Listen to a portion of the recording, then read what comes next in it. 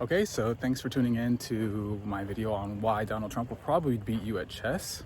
This has been one of my favorite videos to make because this is kind of the first polymath-esque video that I'm making in this crossover between chess and geopolitics.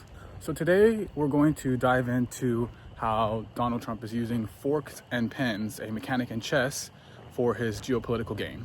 We will not go into politics in a social sense, so no Republicans versus Democrats, red versus blue, or right versus left. And that's for one reason only. It's because this channel is about the mechanics. No opinion without unsupported evidence is accepted here. We really want to just study the tactics and not whether or not it should be done. So now that we got that out of the way, let's dive into the video. First, we need to build the foundation and understanding of what a pen and a fork is in chess. If you already know this, you can just skip to the part where we start talking about the geopolitical aspect. So in chess, there are 16 pieces, 7 unique pieces. You have the king, queen, knights, bishops, rooks, and pawns. They all have different abilities and different ways of movement and how they can capture other pieces. Similar to life, they all have a different value, but they're all needed to win a game. So in chess, each player takes turns moving these pieces around to get to what's called checkmate, to where they have the opposing king in a position to where it cannot move. So the objective of the game is not necessarily to capture the king, but it is to position yourself to where the king is threatened at all times, which is often similar to a life, because in life you don't necessarily want to kill the enemy, you just want to control their movements. So to review what a fork is when you are positioned between two options to where both options benefit you objectively. This forces your opponent to choose the lesser of two evils on which piece that they're going to give up. This is a powerful move because not only have you put your opponent in defensive mode, you get to basically control the tempo now. They're now reacting to you. The pen mechanic is when you have positioned yourself to pin the opposing player's piece to a specific square. Now, how would you do that? The only way to do that is if the consequences of the player moving that piece are larger than them keeping it there. Objectively, the more powerful a piece is pinned, usually the better the piece that it's protecting is. So not only have you forced your opposing player's move, but you've now taken away the autonomy of a high value piece. Now for the crossover. So utilizing pens and forks is a great way to fluster your opponent and cause them to make mistakes. And especially if they don't want to respect the pen and fork, it can cause them to make worse mistakes than if they did. In the geopolitical realm, Donald Trump has spotted, created, and executed these pen and forks to his advantage. Except it's not with rooks, knights, and kings in the world, it's geopolitical relationships, capital, and resources. There are many examples of this in the last 1.5 years, but we'll just focus on 2 for today. But if you like this video, then I'll make more and we'll go over more examples. The first example we'll talk about today is the fork, and that's between Greenland, the EU, US, and the Arctic Ocean. And the second one we'll talk about is the pen between the United States Supreme Court, the rest of the world, and the infamous tariffs. So to start off, the objective of securing the Arctic, I think first we need to set up the chess pieces. So one thing that you must understand is that geography influences history. And I do want to shout out to Mr. Bergman, my history teacher, for teaching me this. This was the thing that he preached the whole time, and he was exactly right.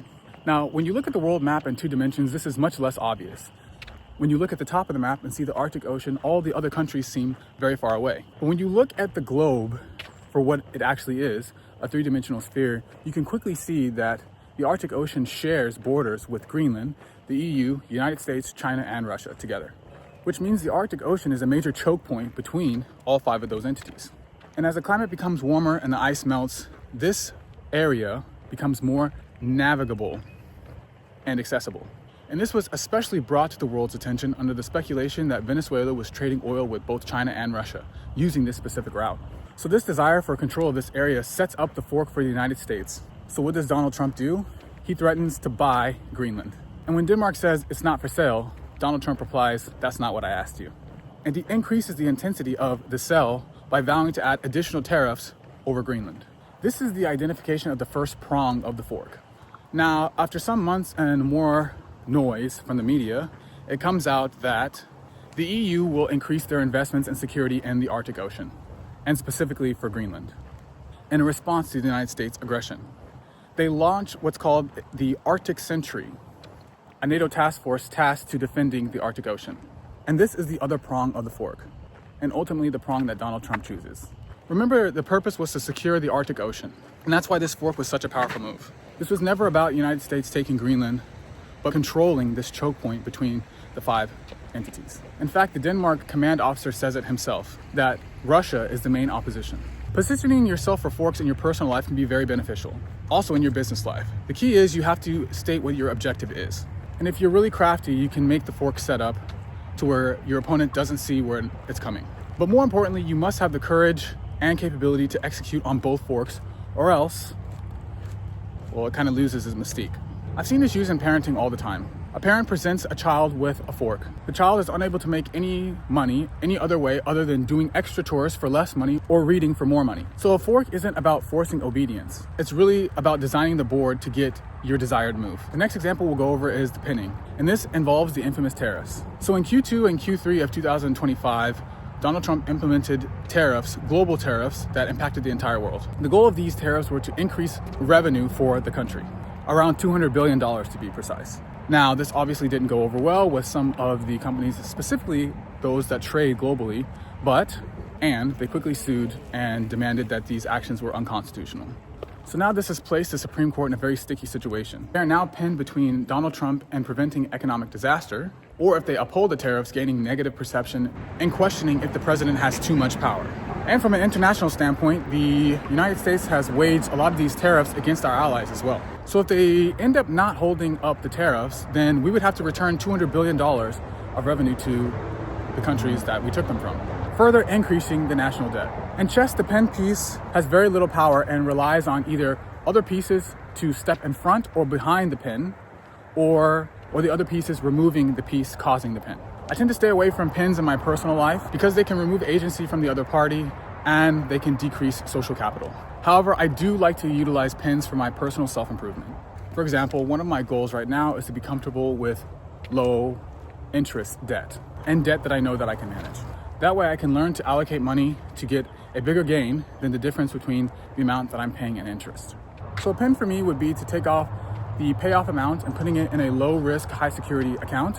This trains my brain to think economically and not emotionally. And so that's it. Forks and pins are the fundamental of basic chess, but most people don't use them in their daily life. Mastering the spotting, creation, and execution of these forks and pins can allow you to play better than the average chess player. And whether you agree with the Donald Trump's administration or not, his utilization of the forks and pins are very effective. All the sources that I got from this video are from Reuters. I primarily use Reuters because Reuters is a global news wire service or news agency. So they gather news and reports to sell to other organizations, which causes them to aim for neutrality because their business is incentivized on factual and usable reporting. You can learn more about this in my lesson on how to read the news.